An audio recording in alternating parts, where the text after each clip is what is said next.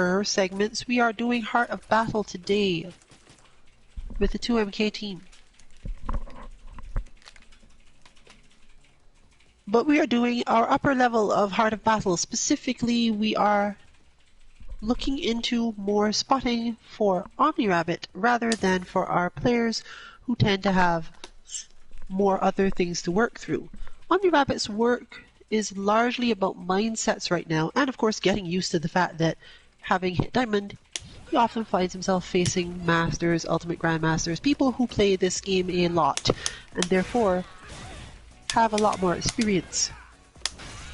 What you're seeing on screen now is our Zeku bot,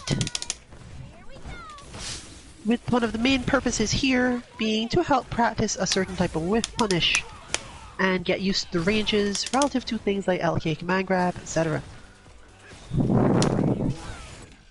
This is going to be mostly ranked, if not entirely ranked.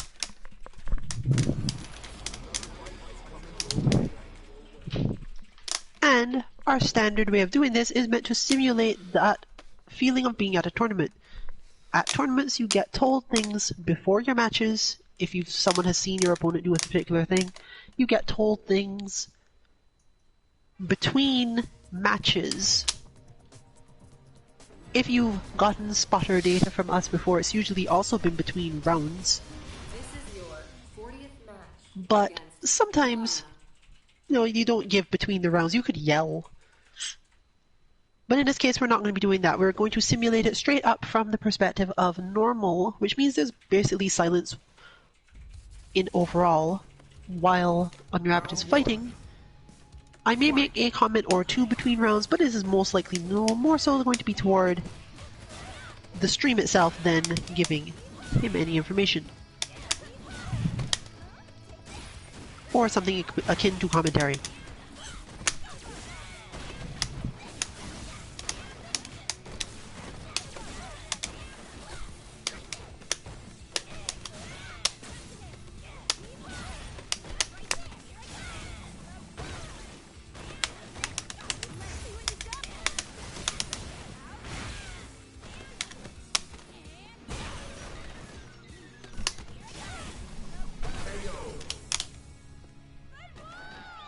One of the important things that comes up when spotting, and that we actually spend a lot of time working on, is specifically making sure that we don't have too many things to say.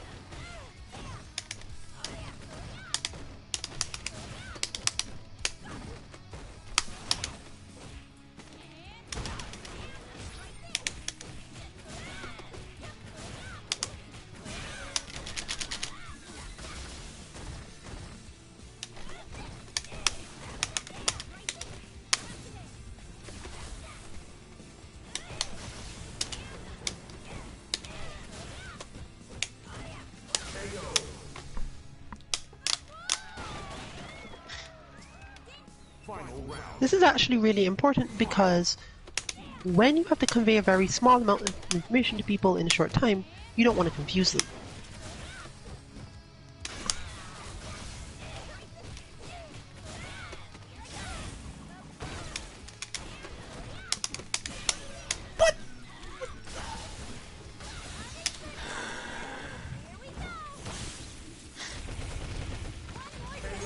Meaning one of your main jobs as spotter is to tell people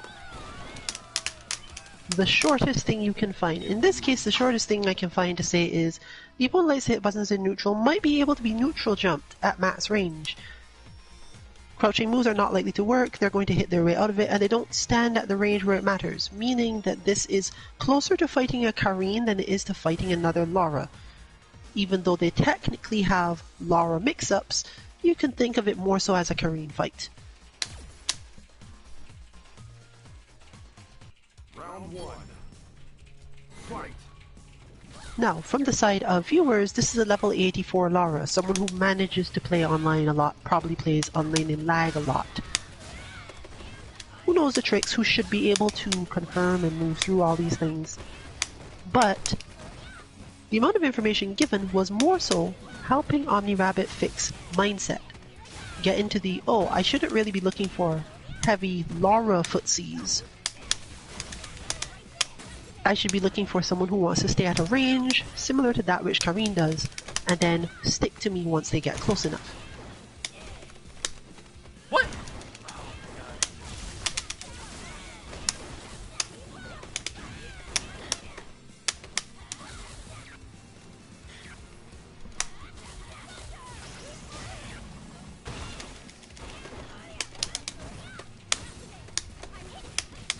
Oh my god, fuck that. That's why you end up seeing things like the V reversals coming in. Round 2. Fight.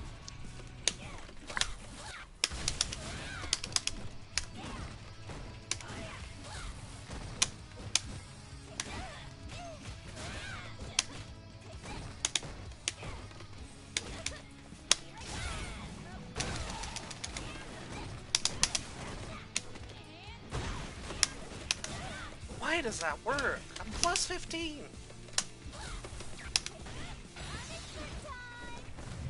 Alright, I'm not plus 15. I'm probably plus 15 and this doesn't fucking work. One of the main problems that comes up is that you can actually play Lara a lot like Karine. It's just harder to get in because Lara doesn't have the same types of get in tools that Karine does. If you're fighting a character that has to come to you, you can definitely manage it.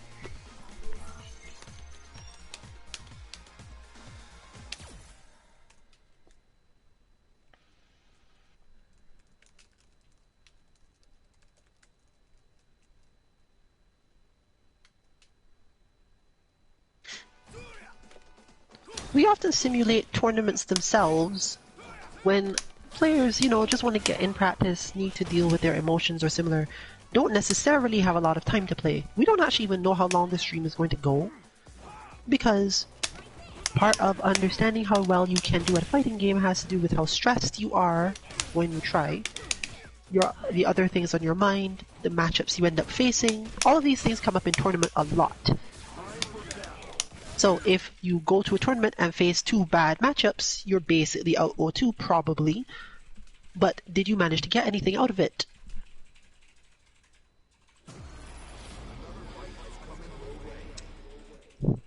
When you're working on mindsets, it's much harder because there's nothing to say you're going to take home executionally to deal with. You thought about something incorrectly, or you weren't ready for something and you just didn't do it, or you got emotionally stressed in some way. Now, in a real match, or in a real tournament rather, your next match doesn't come immediately. So in this case, for a proper simulation, this is technically non-valid. Whether or not Unrabbit wins or loses this match isn't really a thing we care about. The first match, though, is I went to losers. And in most tournaments, that means you get to lose one more time. It's easier to just change the flow of the matches depending on whether or not you are doing well. If you're doing well, and you feel as if, hey, I might rank up, I'm facing a lot of people that I can deal with. This is usually what happens when you're at the top of a rank. When you're in that situation, it's often better to go, I'm going until I lose twice. And then if you rank up, obviously things change.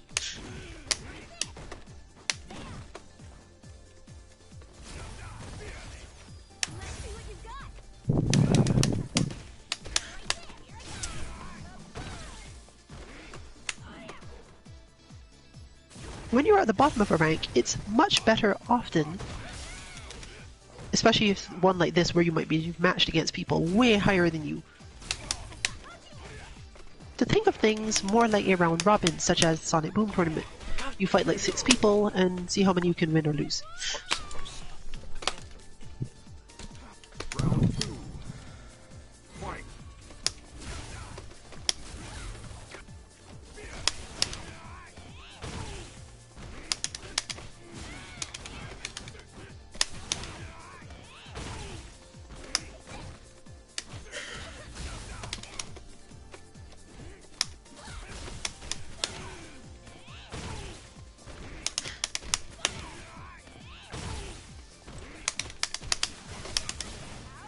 Similarly, sometimes there's nothing for a spotter to say. I say that now because I actually do have things to say and it would be otherwise unclear.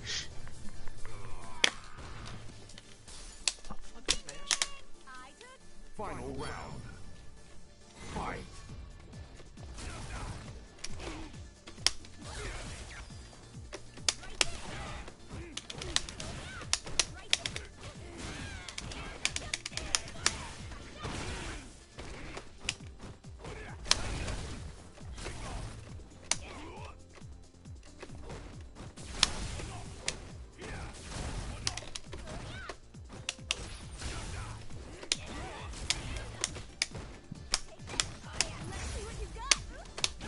The team, for example, is relatively arrogant about one specific thing. You can definitely say that we're arrogant about one thing. For the most part, it takes someone higher in rank or overall higher awareness and skill, experience or whatever, to shut us down in neutral. Most of the time, what you'll find is that we are the ones getting to advance and hit other things, and other people are capitalizing on either getting too aggressive because they've run away for a little bit, or just execution errors, which God damn will it. happen to Why do anyone. I always think that'll work? Why do I always think that'll work? Nobody in fucking Diamond ever falls for that. You lose. So, my advice here boils down to, you are not losing in neutral, so why are you pushing as hard as you are? This player has not yet shown any indication that they can win neutral outright, and pushing hard just puts you close enough to get killed by Yuri and stuff.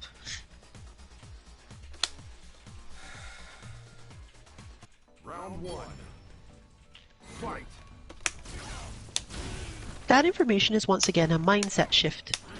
It's not about, hey, Urian is doing this, doing that. Those things do happen, but they're not as important at this level. Spotters are really helpful at making sure that you have a good idea of when you're taking damage, because games have lots of interactions, and those interactions may not always feel as if you are doing well or bad in the ways you're thinking of.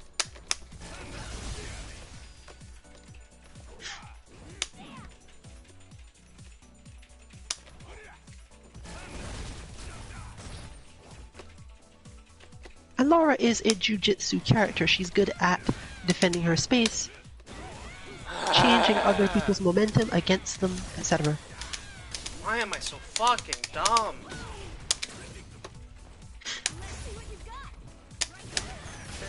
Look at that! That was garbage. God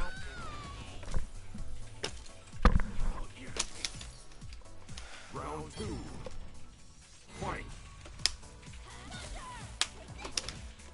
The other thing, which is not really advice for this specific fight, comes up often for OmniRabbit as a generality, relative to other people's movement, and when they manage to finally get a life lead. Life leads against Laura are not real. They're never real. She's a momentum character, which means she will delete you within maybe one mix-up if you are at less than 60% life. If she's got to do it, that's how she does all the damage in the first place. And then you can just play neutral on the life lead. Your opponent eventually tries to get you. If they're good enough at getting in, they'll manage it, and if they're not, then nothing happens really.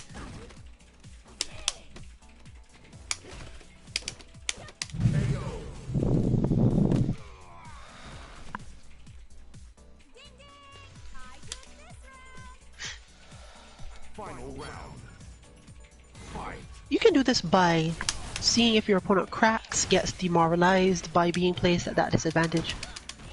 But there are some people who manage to get the life lead and then think to themselves, oh, well, I should be the one to now do this. But really, it's again not real. Laura will eventually walk most players to the corner, and if she has built up enough resources or has a good enough understanding, has frustrated them in some way, has slowed down their mental state through her other tricks, she will get big mix-ups, and unless their defense is really good, they die. If their defense is really good, then good for them, they're good players. Try not to get too freaked out by this character. But small mistakes generally don't mean that much to her game plan. And this means she gets to use more options, because taking certain risks, particularly ones that frustrate the opponent into looking for the same risk, is reasonably effective, even against players who are technically quite good.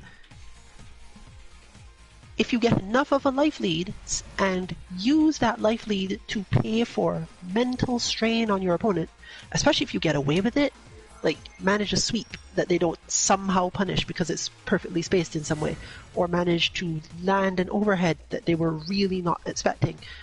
These things are not, this is how you win the match. These things are, hey, it's going to work. At this point, normally, though, I don't have anything to say. You might get a pat on the shoulder or something, which basically means just keep doing what you're doing. This does not generally mean that you will do much better.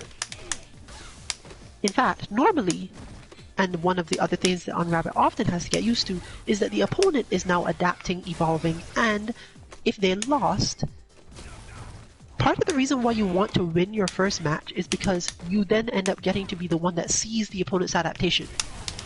Losing match 1, winning number 2, means that there's no spotter to help you with the adaptation from the next one.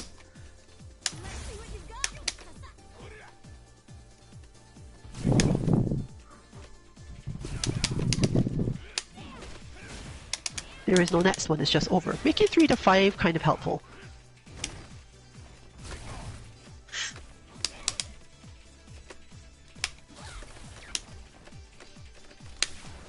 Damn it! Fuck! Alright, whatever. That's his backwalk speed. Round 2. Fight. Sometimes it's equally unhelpful as the spotter to point out, hey, you did the thing wrong that I told you not to do. Because it's mental, you know it's hard. Ah!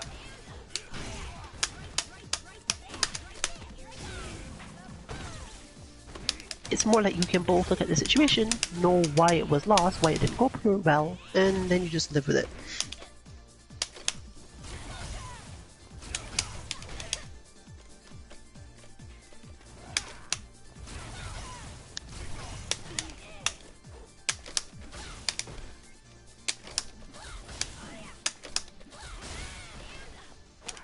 Damn it.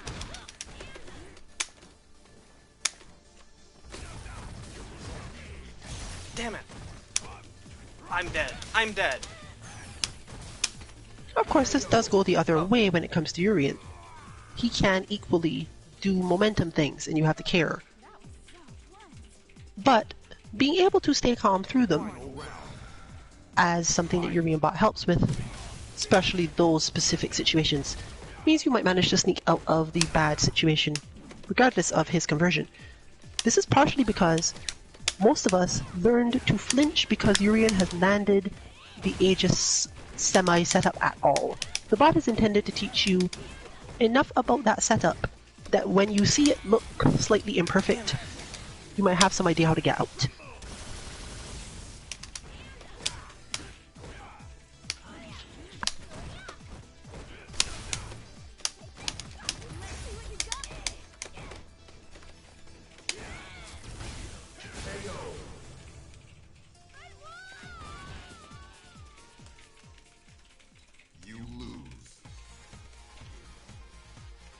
So in this case, as spotter, there's not necessarily anything you need to say. After all, the entire match is over. But you can sometimes, depending on the temperament of the person you're spotting for, help them out by pointing out that their initial plan did well, or that the reason they faltered was exactly the reason they expected, or just a matter of couldn't hold it in the stress levels required. In this case, that was basically what it was. Damage taken in that match was primarily Unrabbit going in a little bit too much at timings where probably stressed by the overall match situation. And therefore, it's the same thing you're working on anyway. You don't really have to make a whole bunch of changes. There's not a matter of, oh, I need to go grind this thing, or I need to go practice this combo. It's more so you jumped when you shouldn't have jumped. Or you went for a meaty that probably would have led to a big conversion. These things are more likely to set up the player for success in the future because they're less likely to get discouraged about the game as a whole. But again, this does depend on temperament. Not everyone handles that sort of thing well, because some people feel worse when they feel as if they keep on making the same mistakes, even if those mistakes are ones that you spend a long time working on to improve.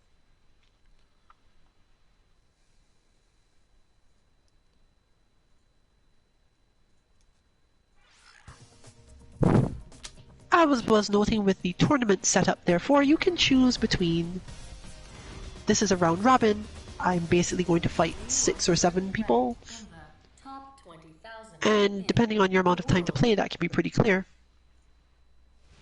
Or you can go, I'm not counting these losses because they followed too quickly after other losses. I would be on tilt, I wouldn't actually have to play a match that fast in reality.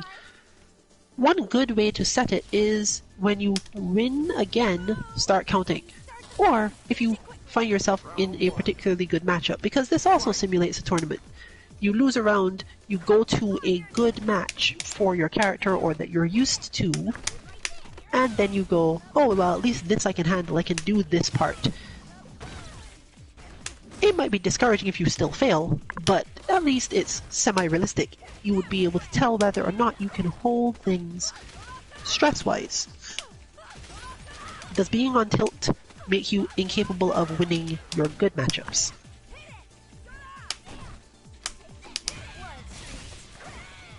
Warlord level poison is not what we count as a good matchup here.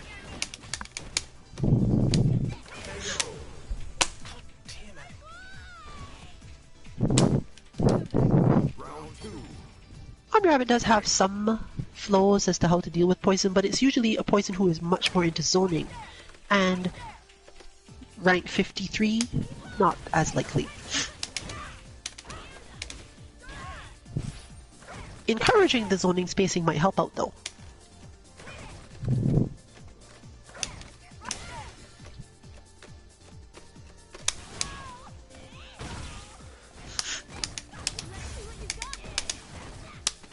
Even in this situation where the life lead is heavily on poison's side, you have to get used to this when fighting zoners, especially if you have an explosive character.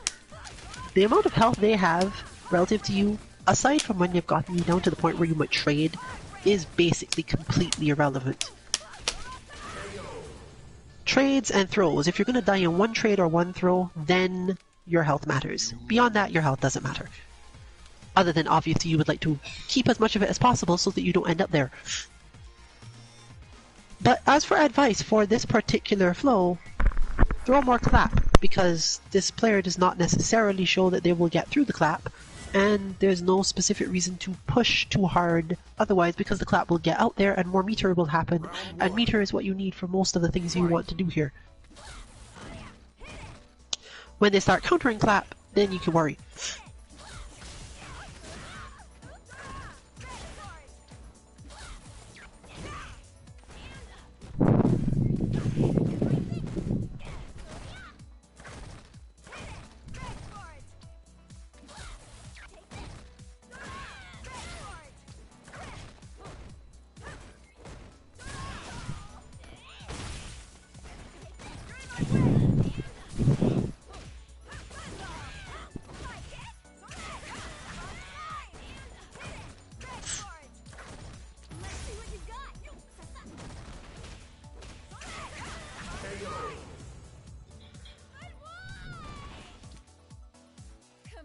Round 2.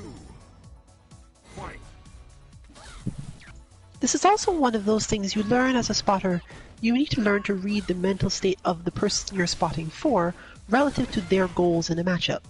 If you are the sort of person who normally gives advice in short bursts to get your partner or whoever you're spotting for to go, okay, this is going to help me achieve the goal I am trying to get to. If you misunderstood their goal, then your advice might be entirely off the mark for what it is they're trying to do. In this case, for example, Omni Rabbit's goal is actually to get closer, which isn't really the last thing we had discussed in a poison match, and therefore my error was going, oh wait, yeah, this is just the poison style thing from before, throw more clap, and do the things you were doing in that matchup with that person. With the idea being, okay, well, now that you have thrown enough clap, you will be able to maintain the space. But if your person you're spotting for is in the wrong mindset, specifically, okay, I'm trying to get in on this character, and your advice is something like throw clap. Clap doesn't help you get in on poison. It's not for that. It's for creating a situation where poison doesn't get to throw out moves at you or do certain approaches herself, meaning you get to eventually walk her to the corner where she can't back off anymore. If you give advice that is somehow wrong relative to someone's mindset, this is very difficult to fix. However, if you were doing it in terms of at a tournament and it was super important, that would be the time to do the yell of "Stop going in!"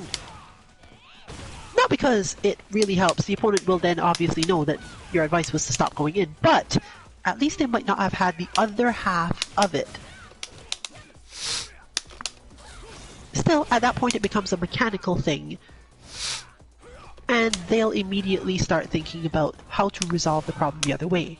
One thing that makes it keep working, though, at least somewhat, is that if someone's instinct is to do X, and you're advising them by yelling at them across the combo breaker room or whatever, to do the opposite of their instinct, if they're not the type to get super stressed by that, if they're familiar with how fighting game thinking works, often they will realize, I'm doing this too much.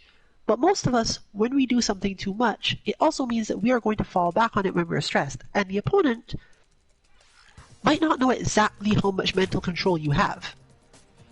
And that unknown at least can help you get through a certain amount of matches. In other words, if I yelled to OmniRabbit stop going in, and OmniRabbit did not freak out, then most likely what would happen is there would be a point where going in would happen anyway because that's the instinct. And the opponent's ability to predict when one or the other will happen might be thrown off enough. The only time this matters is when the matchup itself requires you to withhold a move or a particular spacing. In which case you can't really yell it to them in that space of time anyway, so it doesn't matter. So dumb. Just low blow.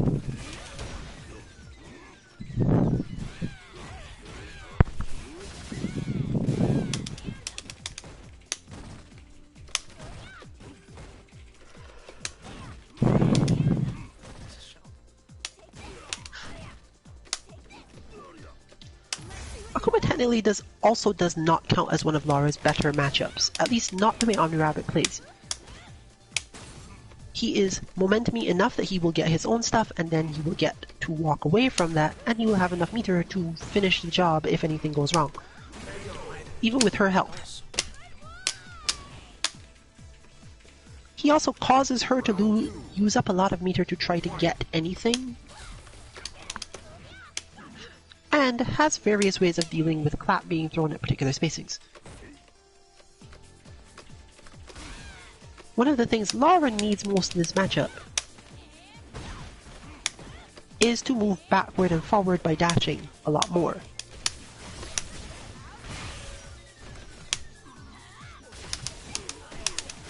In this case, we're far enough into the match that it really doesn't count that much. I doubt it's going to overall change anything that I've said it, even considering that it is now third round, because of the way the Akuma player is playing. Apparently, if you want to walk them down, you can just walk them down, at least so far. So the back dash isn't likely to come up as much. It may come up later.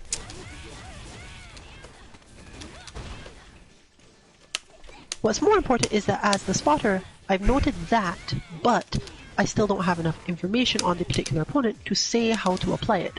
And Sheldon is weak to grapplers. He is very afraid of Zangief. Noted. But overall, the idea is, how do I convey the useful part of this information quickly? And the easiest way to do that is this. Your opponent's letting you walk them down right now. They're most likely going to try to stop that soon. Backdashing out of your own pressure is probably important here, even if you have to backdash out and get caught by the end of an EX uppercut.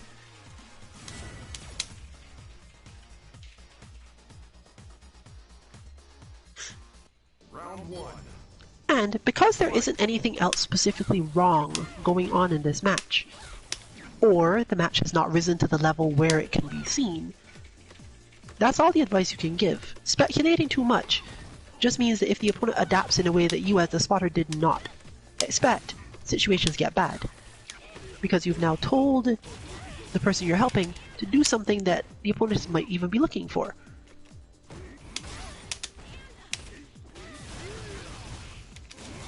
Your aim as a spotter is mostly to get things to the point of the game where it is physical, where the execution is the thing that's deciding the outcome of the match.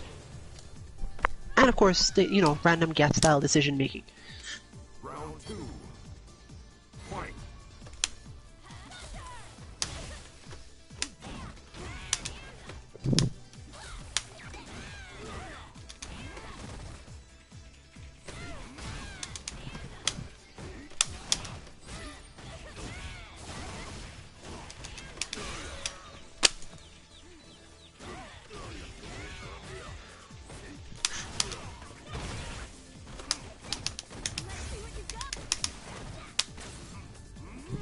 Things that you notice within the third match, or the moment where your partner is about to lose the second, whether or not you choose to give them that information afterwards, mostly is again about temperament. Were they salty? Were they stressed? Should you have said anything based on that?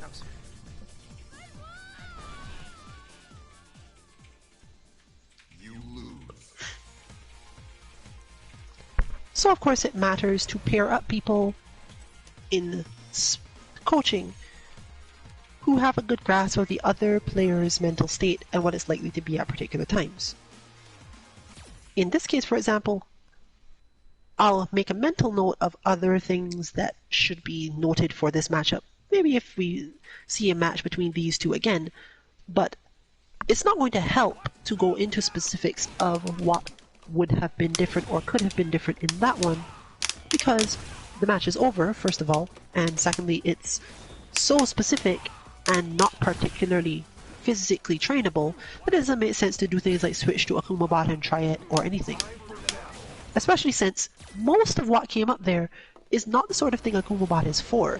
That was not a matter of issues with stopping Akuma stuff. It was a matter with issues of, let's say, spacing, or understanding a particular rhythm that the player in question is dealing with.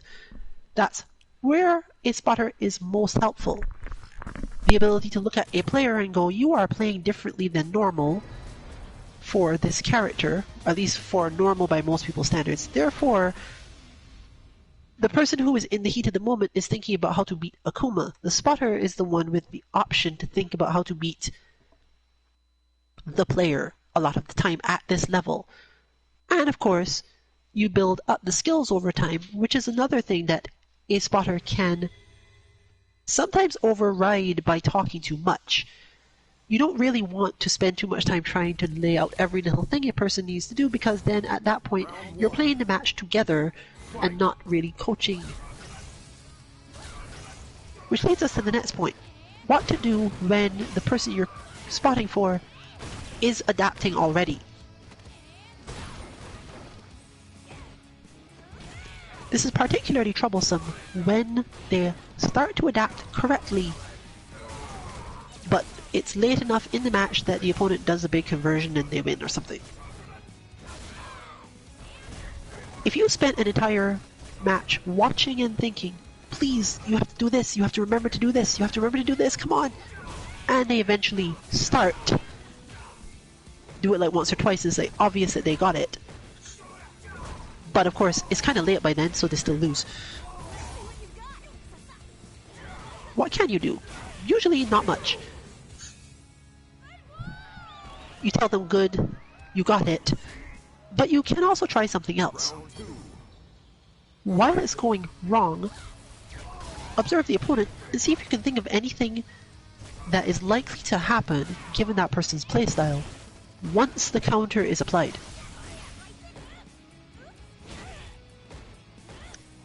For example, this Kage has a specific tick that you could see. Normally Grandmasters don't have very visible ticks, but this Kage specifically. It's mostly because Kage is a character where you can't hide your tick as easily.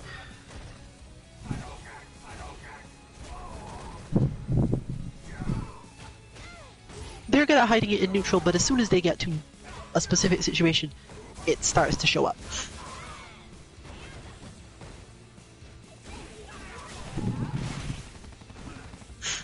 And it's actually really easy to define as well.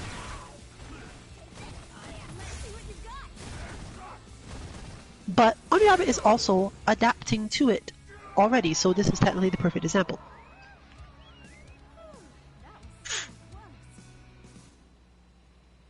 The question then is, after the end of this round, win or lose, do I say anything about it? I can tell you that at this point, if Oni Rabbit abuses it to the point where it's a complete blow-up, I will say nothing. If it gets close, or most of the match isn't about that and there's some explosive stuff that happens, I will say something. But the reason I'd say something at that point is to give Oni Rabbit something to latch onto, to focus on for the next round, and possibly dispel any frustration that came if he does lose. If he wins dominantly, he's probably doing well enough, feeling himself as is, and doesn't really need anything. So you're looking for little moments where your words or the timing of your words can have a good effect on people. In this case, I will say it because of that. This person doesn't believe that other people are going to block. They believe that other people are going to react to everything. Which means that you have a very small space of time in which to walk back and then down back. And that should mess up a lot of their spacings and allow for punishes that don't normally happen. If you do it too much, they will eventually start to jump and make use of that.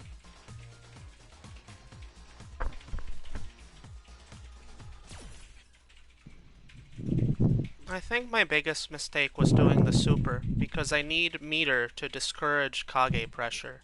I forgot in that moment that without EX Elbow, I can't stop Kage from just sort of walking all over me, and that person's weakness is they autopilot that string a lot, and I can get a lot of health out of that, and I didn't.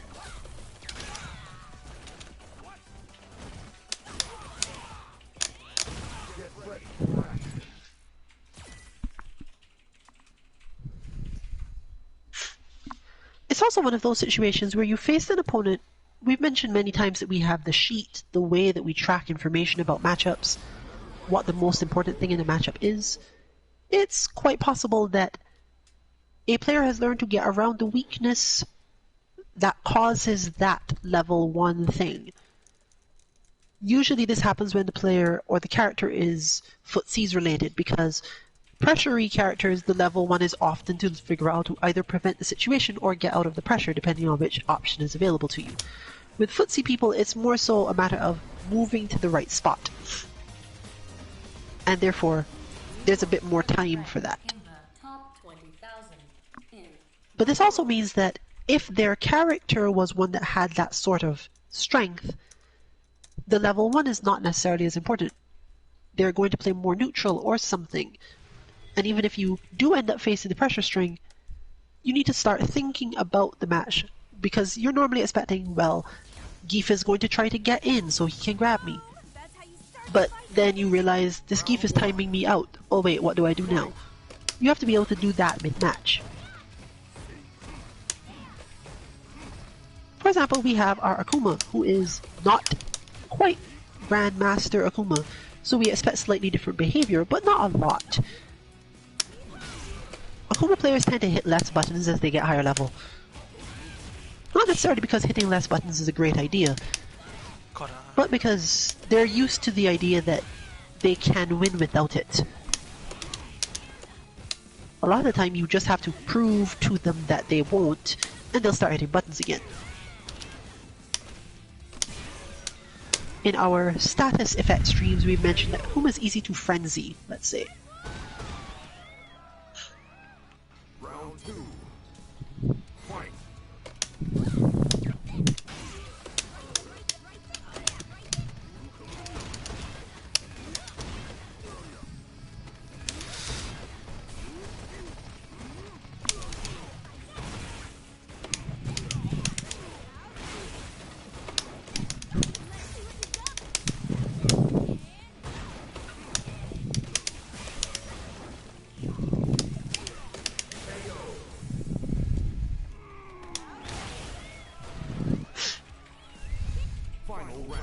for those of you who don't know, Omni Rabbit's fairly easy to grab.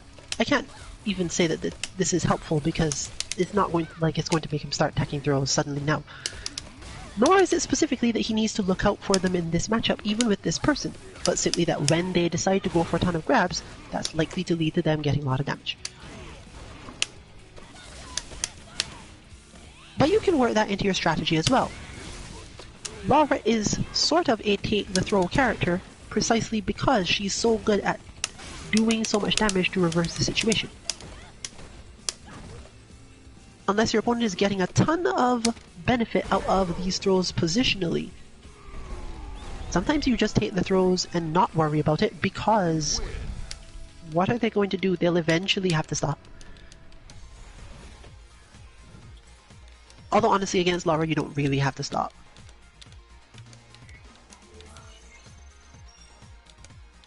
So at this point, there's nothing specific to say because while there is a shift, there are possibilities for things that would cause Omni Rabbit to lose the match. It's better to hold your peace until the end of the next round. Either it will be won and there will be nothing to say, or the person you're spotting for may have changed their confidence level, either drop or rise, and it changes their behavior, and you need to reset them, rather than spending too much time thinking about what happened in the first match. I think I'm dead.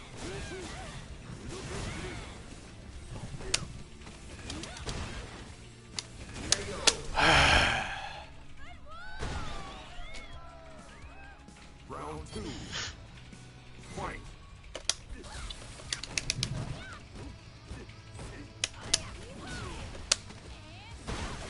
Similarly, it helps if you don't get too invested in the winning or losing of the player you're helping, because if you do, you might get more invested in them getting over weaknesses or strain that they have a lot more work to do on.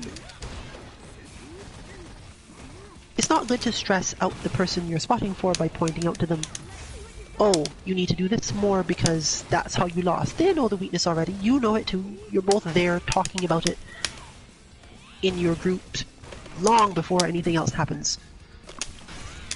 Oh You my go God, into you the really- tournament knowing that that's going to happen. Oh, that's plus? Alright, V-Trigger Fireball's plus. I didn't know that. You lose.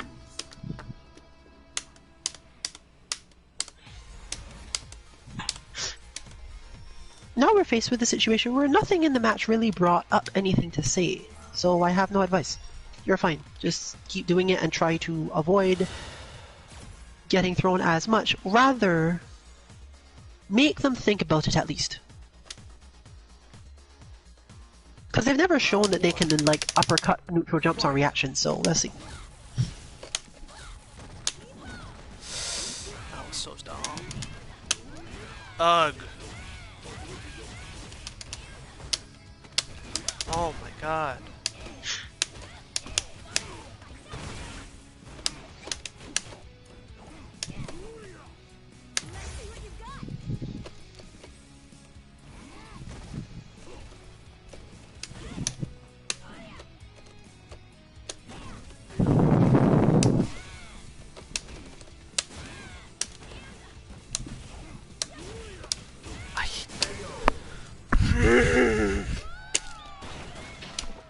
Failing everything though, it's just sway. No, there's nothing special about that.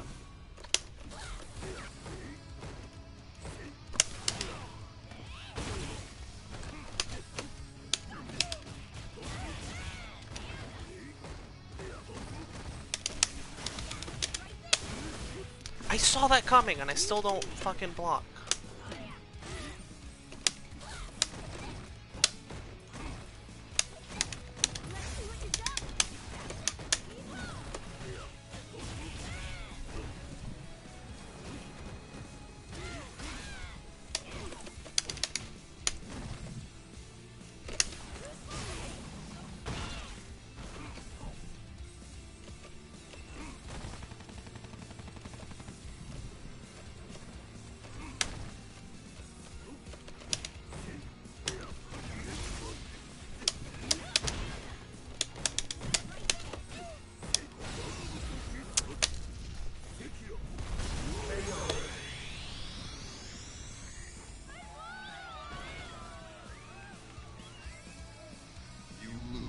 I don't know how to get myself to stop doing the mix-up of the V-skill forward against people for whom it doesn't work. For this person it will never work, I still do it.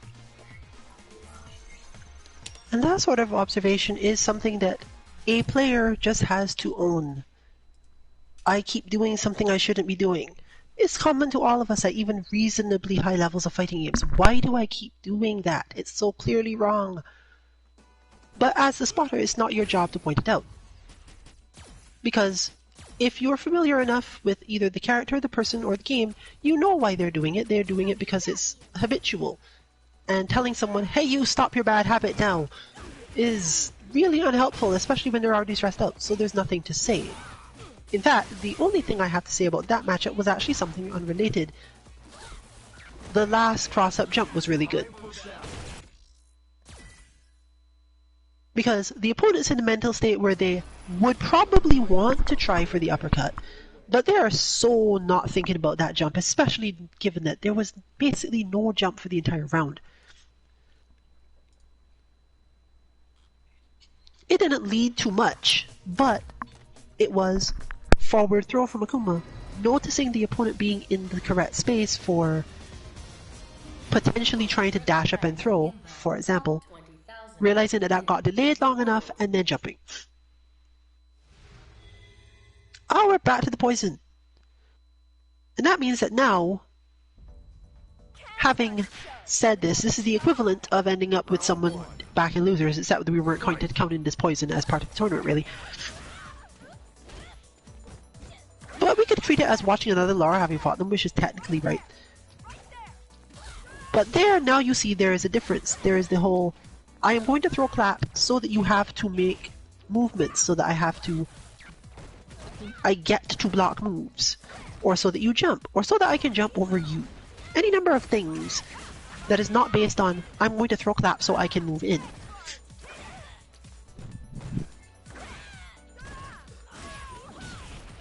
This isn't going to be some band-aid solution to the problem, especially since it requires levels of awareness that become difficult after a bit. Showtime! I got you.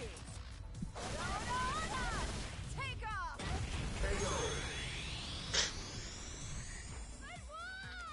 But it was a matter of getting them to use the super, so things are going good overall. Round 2. Fight.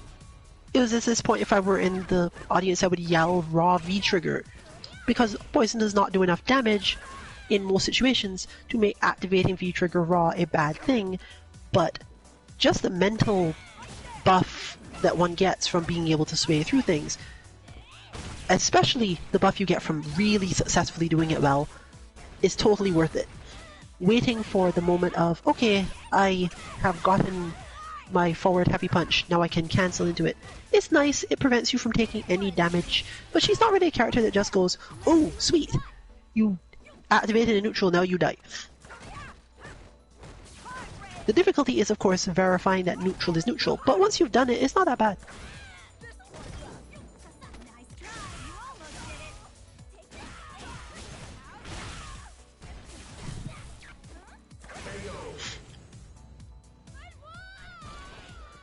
Additionally, since it gives Lara so much of a better option that follows the end of the movement, she can just sway, dash forward, and then grab. It's not really something Poison's looking for. As a character, this is not your first thought, so it's a little bit easier. Basically saying that the sway is not so much for dodging the move, as it can be for just taking advantages of moments where the opponent is not thinking too hard about it. This is particularly useful if you add in jumps, which is what I should have said. Hey, when you raw V-trigger, make sure to put the jumps back in.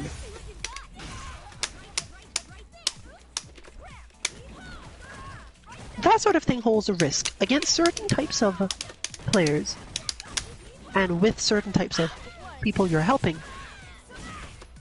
They may get too caught up in your words, or they might have responses that happen only because they're just used to the thing you said and it primes them psychologically. This is not really a problem with OmniRabbit, but if it were someone else, I wouldn't have necessarily said, oh, remember to work back in the jumps. Even if it's necessary, because it's a conditional thing. The jump only applies once the V-trigger is active, but if you jump before that, things get pretty bad pretty fast. There are definitely team members where I would expect that to be a problem, enough so that if I said, remember to work back in the jump, under stress they might do so without V-trigger active, which is a big deal. How did you mash out of that? I was +3!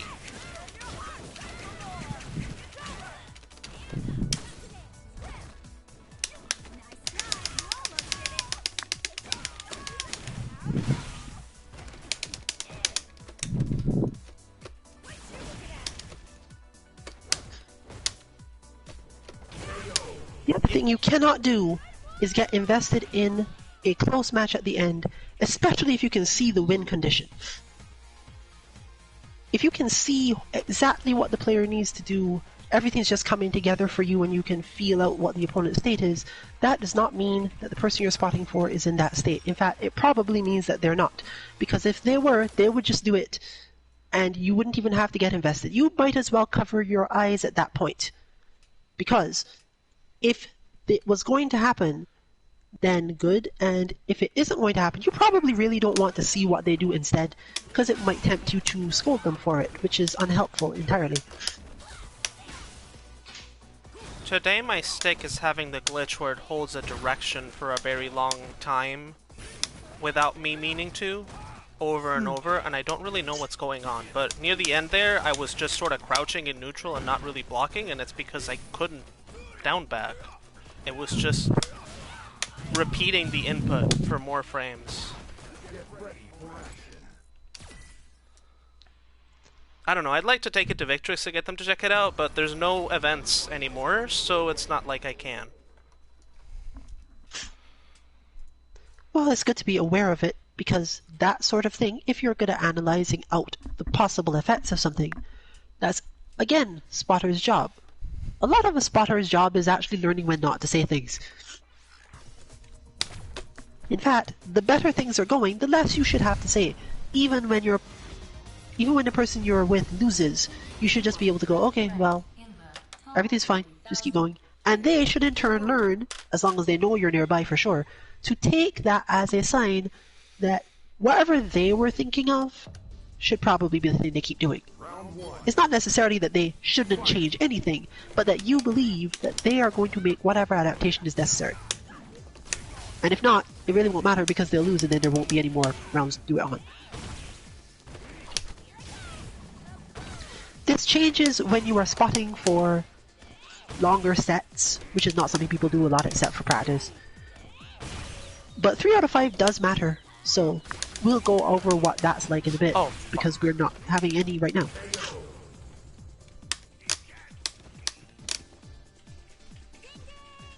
I switched to using jab for the meaty, so that lets me block the headbutt.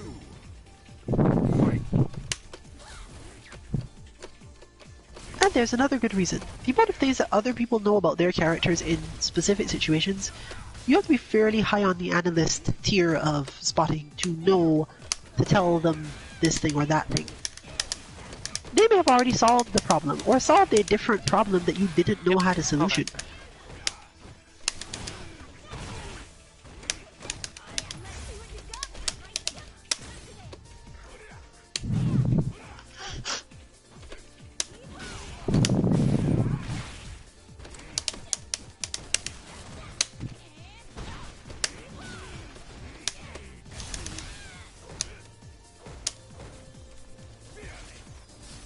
It can be to your benefit sometimes, depending on how close you are physically to the person and how quickly you need to get away from them if they were on stage or something.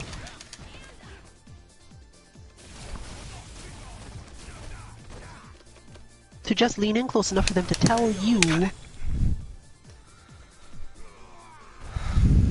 what they've figured out. You win.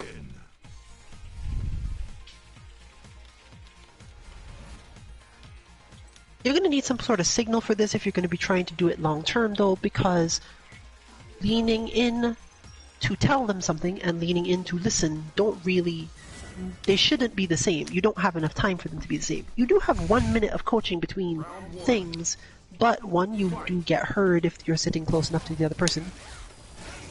And in a loud or crowded enough place, speaking that way is difficult.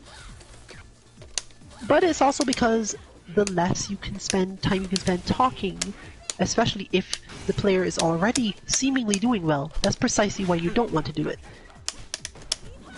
If the player you're spotting for has momentum already and has a good idea, that's what they want to do, you interrupting them with the mental receptiveness required to listen is not the best thing.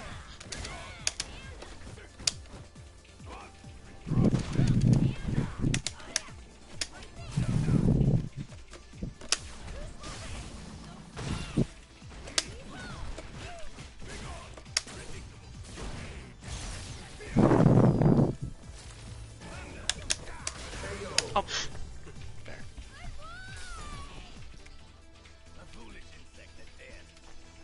One related good example here is not going to have an effect either way, therefore I can say it. The way the Omni Rabbit flows makes it easy to tell most of the time when someone is able to do a wake up, uppercut, EX move, invincible, and when they are probably being baited.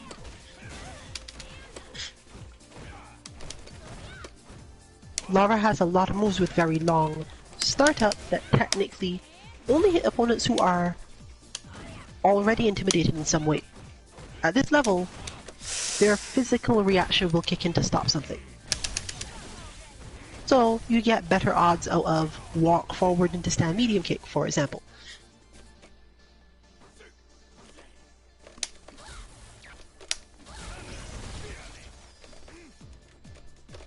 And you can't do that all of the time either because, you know, wake up buttons. But fortunately that move has a lot of active frames, and Urien, in the end, you're really still doing a lot of extra work. You're doing it just so that you can bait their move later. That's lack of matchup knowledge on the Urien part. They really should never do violent knee pressure strings if he triggers up. Yeah, but most people don't even know what your V-trigger does. They're constantly complaining about it. Oh, I can do that.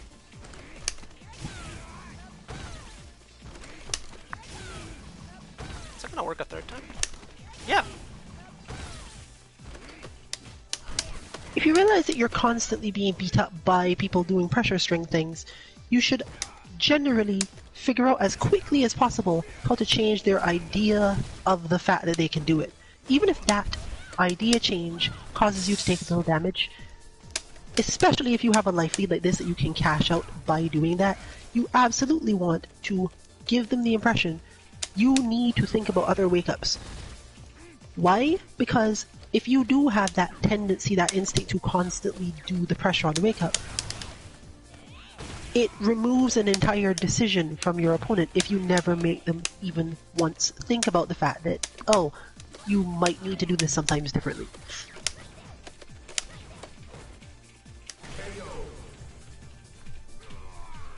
Now it's hard to lose from here, but this is Urien, so not impossible. I know better. Or the other. This person's setups are not that good, but the local Urien can destroy me from that much life with one hit, so I'm always ready. We don't technically know that they couldn't. Because Right, generally, that's why, so I might as well not bother. Yeah. Also, the heavy elbow was intentional. I was trying to build up 1 bar of meter because this guy has an impulse to throw fireballs whenever he feels uncomfortable, and that means I can elbow through them.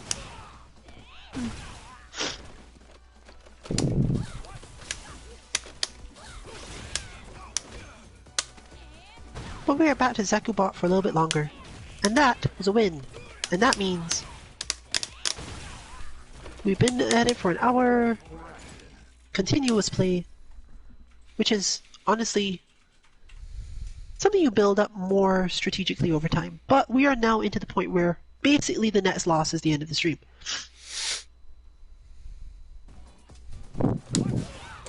Unless, of course, it's like an extremely bad matchup where we spend much more time going over knowledge and potential things to learn, put into bots, or upgrade.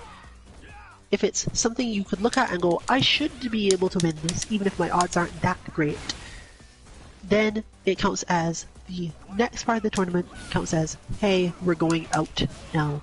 And it does help that we got some repetitions of the same opponents, meaning that anything about being on tilt or not understanding the matchup or even the player, because most of the time when you go to tournaments you do have some understanding of the players you're going to be facing.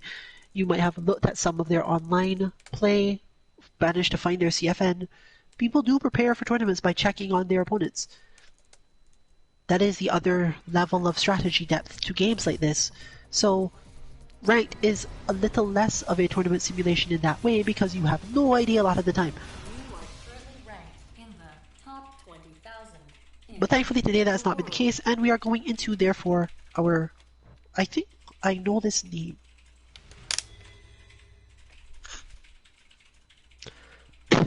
Lara versus Ryu is relatively hard now for Lara.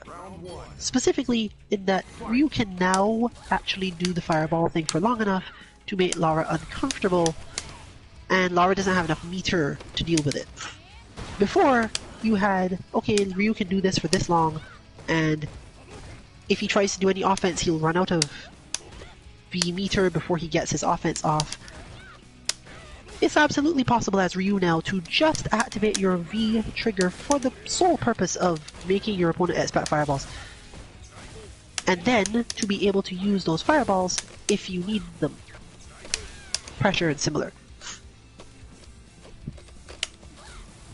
See? With this speed of loss of the fireball, in the old version he would have, that third fireball would have been it. There would be no other fireball. But you see it well used here. I'm not going to necessarily stay in or out. I'm not going to zone you with it. I'm not going to look for perfect use of combos with it. I'm just going to play as my character is just stronger now.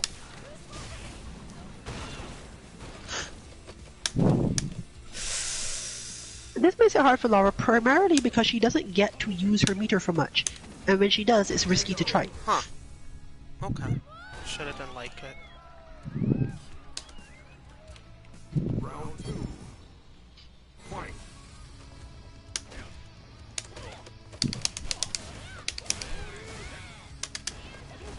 One interesting factor of this matchup, though, is that most people tell you, never jump. It's Ryu. The person playing Ryu is probably going to uppercut you. They're supposed to uppercut you. This is not entirely true, though. And the reason for this is because if you thought that jumping was okay even a little bit before because uppercuts are hard at lower levels, let's say, cross-cut uppercuts are still hard for a ton of people. In fact, we had an entire year where Tokido himself had problems doing certain types of anti-airs for a bit, and while most other players did not, heavily beat him up for this, you could see that there were quite a few times where he would just have to block because he wasn't ready on the anti-air. He since then fixed this entirely, and I don't know how you do anything against him now, but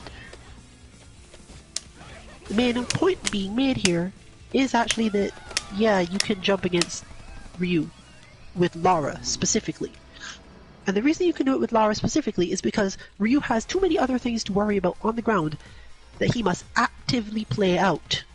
Whereas with other characters, it's more so Ryu is positioning himself constantly so that he can throw the fireball and uppercut and do forward heavy punch if he needs to, without worrying too much about any random sudden movement from them.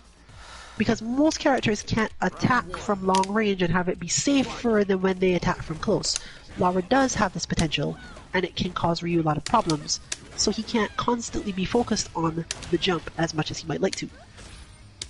If he's in zoning mode, sure, but cross-ups work, and sometimes just straight up jumping works.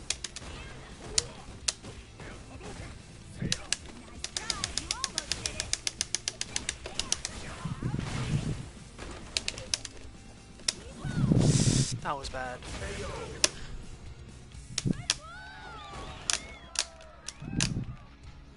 Yeah, I could have won the previous game, but I just didn't block. I saw it, I still didn't.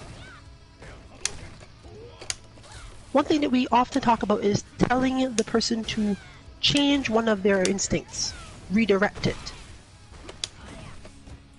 In this case, since we had the discussion part way, I'm just going to do it mid-round here. Omni Rabbit needs to change the instinct to do the overhead into an instinct to jump. Because, honestly, being uppercutted is much less damaging than being blocked and then punished for doing overhead, so why not just jump?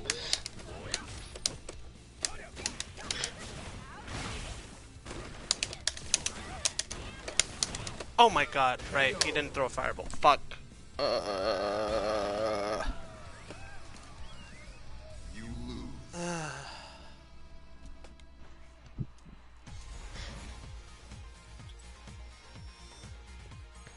But interesting, we won't count this one. And part of the reason we're not going to count this one is because of that. This is not necessarily an easy matchup, and because the main thing you do to it is layered, counterintuitive, and if your opponent is really strong, that also doesn't work. Which is why I say the matchup is hard. You can jump. Ryu does have to think more and do more active things, but if they can do all of that and still uppercut you, I don't really have advice. You can't do that much. It's how many layers of pressure you have and how likely they are to fall for those layers.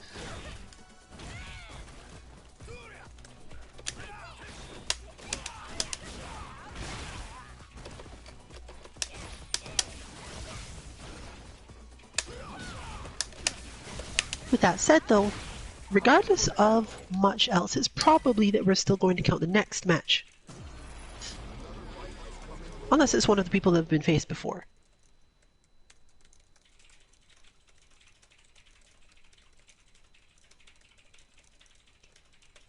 Simply because by now in a tournament setting, assuming pools were running even remotely close to sensible, you have reached that point.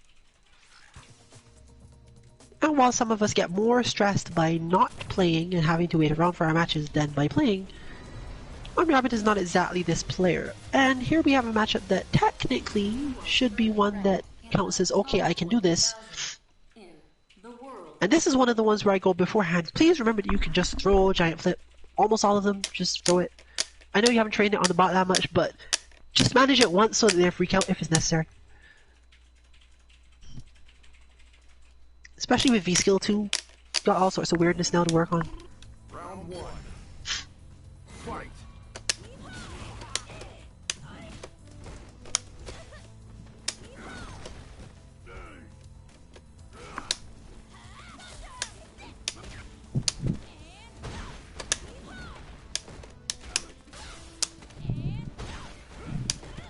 This is close to what we consider a solved matchup. Not necessarily that it's easy, but at least it's solved.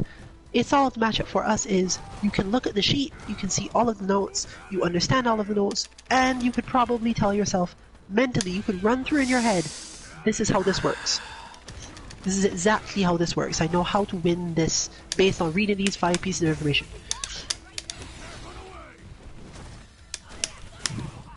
Oh, I could have confirmed the super. I might lose this one.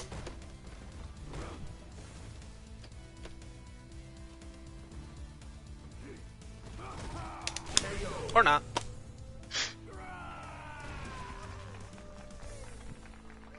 So while we won't go into a whole lot of detail on it, because, I mean, he knows what it is, I know what it is, there's no point in just putting it out there for no reason. You may have your own way of having this matchup solved, even as a Lara player, because your style might be different enough that you have a different solved movement set. But I'm basically saying for Omni Rabbit this is a solved matchup. The question of whether or not it's physically possible to do everything is a matter of practice. Even with the additional V-Skill shenanigans, it's not necessarily going to be overwhelming.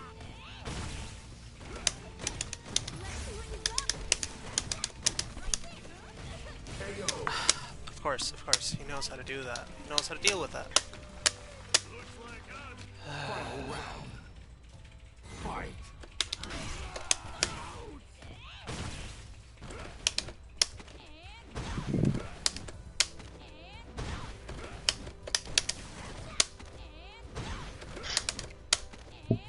what I can say to anyone who is watching and wondering about it is that you have now seen 4 of the parts, and the 5th part is only going to happen if the Abigail player uses a very specific type of recovery from the other 4, You win. which is obviously not happening now, but you know. This is another point where there's no conversation to have. A solved matchup is not something where you need to get up and tell someone anything. But if you both know that, then the silence is normal. Both the spotter and the player just don't expect there to be anything said. And technically, that means that this situation has just become scarier rather than less so. Because if the Abigail player adapts or their spotter points out, hey, this matchup doesn't work that way, do this instead. Despite the fact that yes, the matchup remains solved, Abigail playing it from optimal Abigail position means that technically, I think Abigail has advantage in terms of like matchup tier. Most matchups in this game are very balanced, but Abigail is explosive in a way that Laura can only deal with if she has a certain type of momentum. Meaning that basically it comes down to whoever hits first and has them better at defense. If you land the first hit and your defense is good, you mostly win. And yes, I'm talking about the player on offense having good defense. Because Abigail is a character who can randomly and very often negate your offense, but you can defend against almost all his methods of doing that. If you have a good reaction and are not too committed to your own offense, or even a only decent reaction but have good enough defense once he gets there, you're still in good shape. That situation, for example. This is a defense question.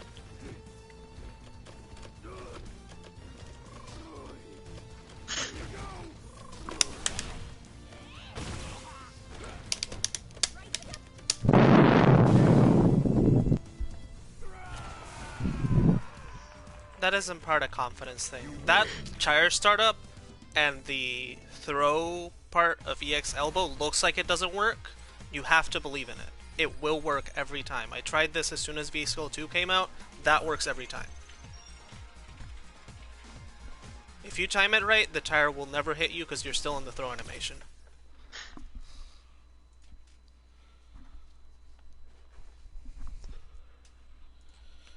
And with that win, it means we're continuing on. Because it's a simulated tournament. If you were doing really well, you had to play more, so if you started to get tired, then you don't get to complain. It's your fault for winning. If you wanted to rest, you should have lost your match.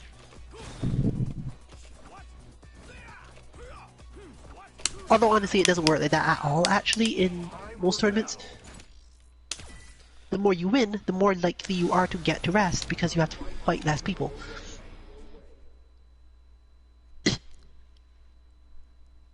And of course, everyone knows that if you won, they don't have to worry about you wandering off or getting yourself disqualified. They know that you're here. So there's a lot more likeliness that you'll get to rest by winning your matches than not. So this is somewhat unrealistic, honestly.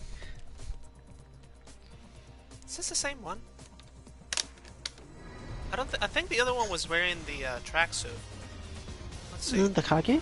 No, this was definitely... Yeah, I'll tell this you is in a the minute. same one. In This Yep. is the yeah. North America. I still don't know if his V-trigger overhead thing is plus or not. Sometimes it looks minus, sometimes it looks plus. I think it's like a Kami dive kick or Just something. neutral jump after it, honestly. Okay. He has... All his air resets don't do anything, really, and he'll just get uppercut at worst. Forward Yeah. jump also works. Forward jump... Because this was the last thing we talked about with Kage. Kage is a grappler. No matter what anyone tells you, Kage is a grappler because he can't do enough of anything else. As soon as you are playing neutral with Kage, he is a grappler. And this is the same problem that came up in a Kage match in the last session we had, which was not streamed. Eventually, Kage players in this matchup will start to use Sweep, which is basically level 2, I'd say, for most Kage players for how this works. But level 1 being the dive kick, which we were already seeing. But we know this. The Sweep just makes things flatly harder.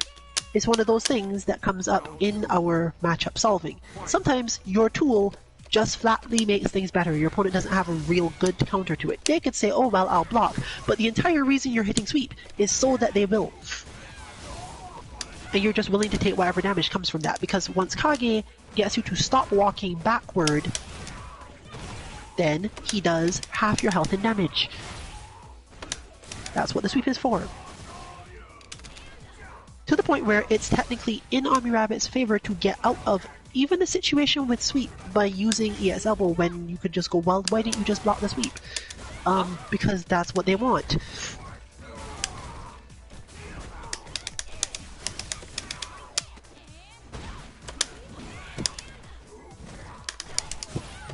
Yeah, that's why you neutral jump.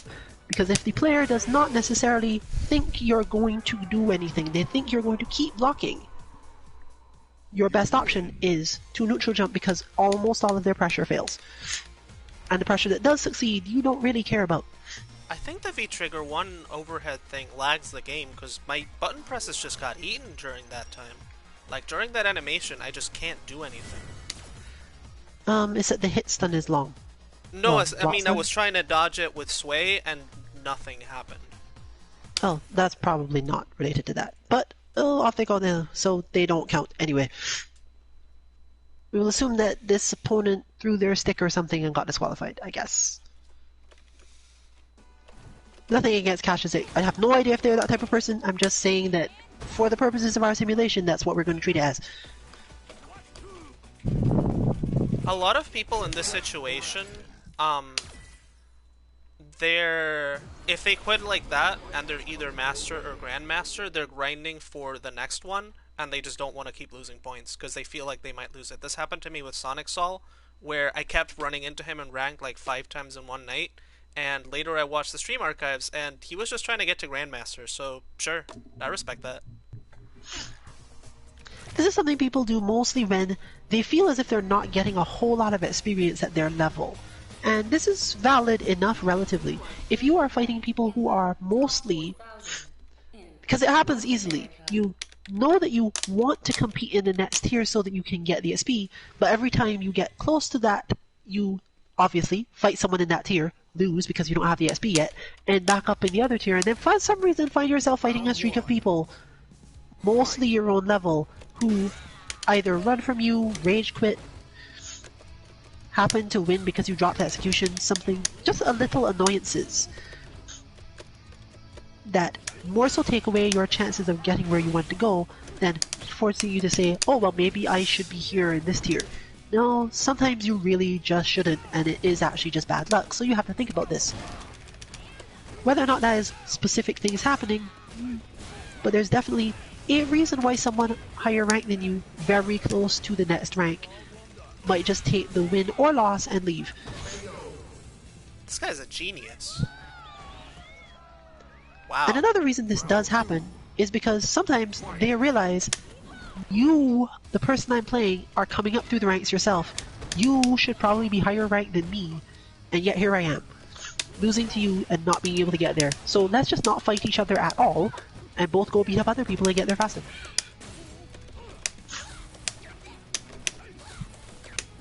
So now, we're facing an Alex that is so good at doing other things, at that part of fighting games that I often teach by the sense of, you have to make your opponent think a lot. You win by making your opponent think a lot.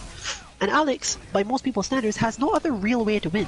So, technically, you don't get to complain if Alex players do crazy bullshit, because the character has to do a certain amount of crazy bullshit. But yes, if you try to play, sorry. If you try to play Alex too safe, you end up eventually miserable, and most people who eventually end up that miserable have to switch character because they need a rest. But you could also be the sort of person that likes to do this, and here we go for how to defeat this as Lara. Bat dash, light punch. And that's all I would have said if we were between matches now. Bat dash and light punch.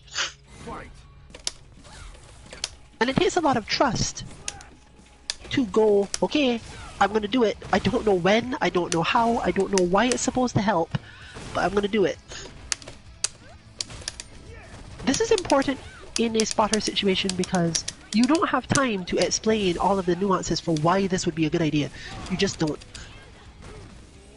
And the other person has to take your word for it and then look for how this makes their style do what they want. Right. Okay.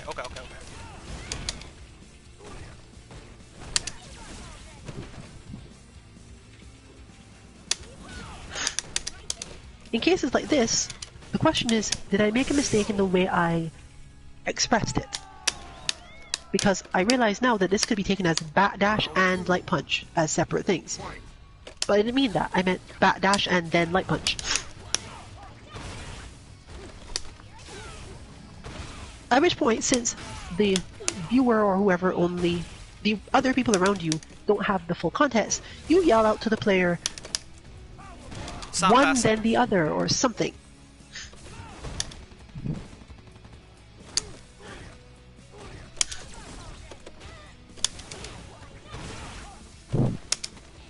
And even that, what OnRabbit just did, is technically a correct response to have. Okay, it's not fast enough. You could be the sort of person who gets frustrated and goes, why did you tell me to do that? It didn't work. Or you could think, is that the thing it was supposed to solve? Was it supposed to solve something else, maybe? Because I might have a solution to that first thing, so it didn't really matter anyway, right? It's correct in all other spaces. Just backdashing in general solves it. Especially his, I don't know what it is about his EX Stomp. I don't think it actually tracks. So here is our next point. The Batdash Light Punch is there specifically to make the Alex player think they can beat it. And then you can Batdash Jump, Batdash EX Elbow, and Batdash technically overhead if you were playing at the level of Kata 33 or whatever.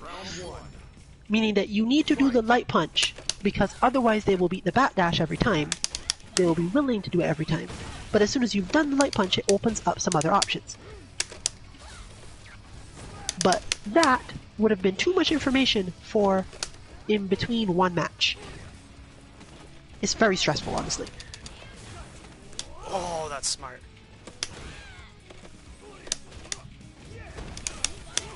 Like I said, this guy's a genius.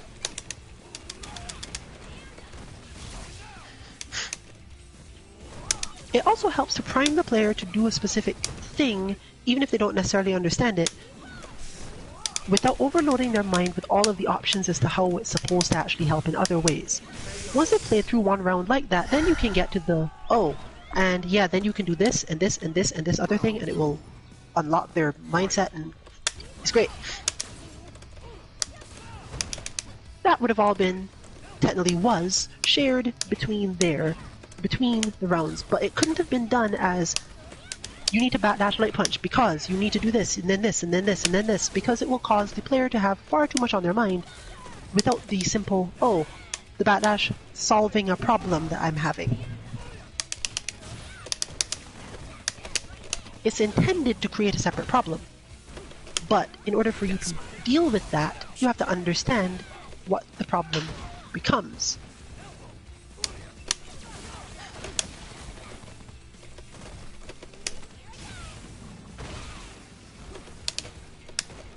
It also helps because you get stuff like that. The understanding that, oh, I need to V-reversal this person because without the V-reversal I don't have enough space to do the backdash in the first place, which means I have other problems.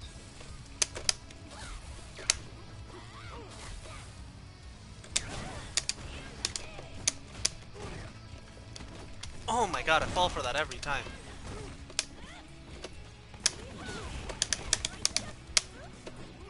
So this one has, of course, become close. Lag.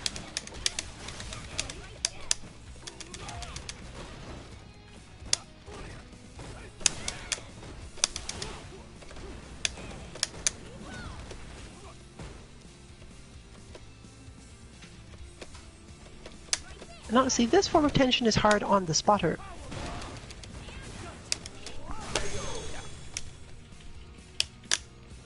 I lost that from the moment I didn't V-reversal a stomp.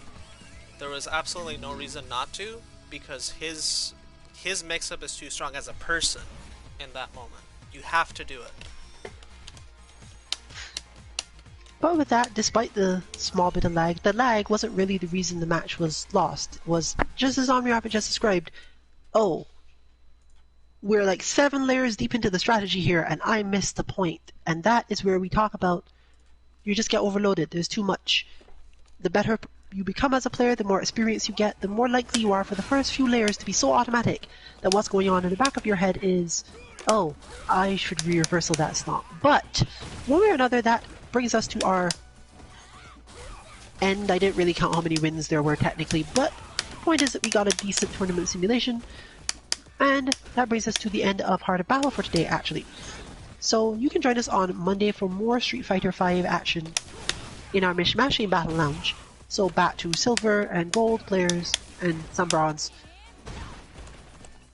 And on Tuesday we should probably have content. We did not end up having Tuesday train this week. Wednesday is up in the air as always. And next Thursday is likely to be 60 times our Dead or Alive that has replaced our Dragon Ball FighterZ content. But this has been Rillian along with Omni Rabbit for Team 2MK. Good luck with your training this weekend and good night everyone.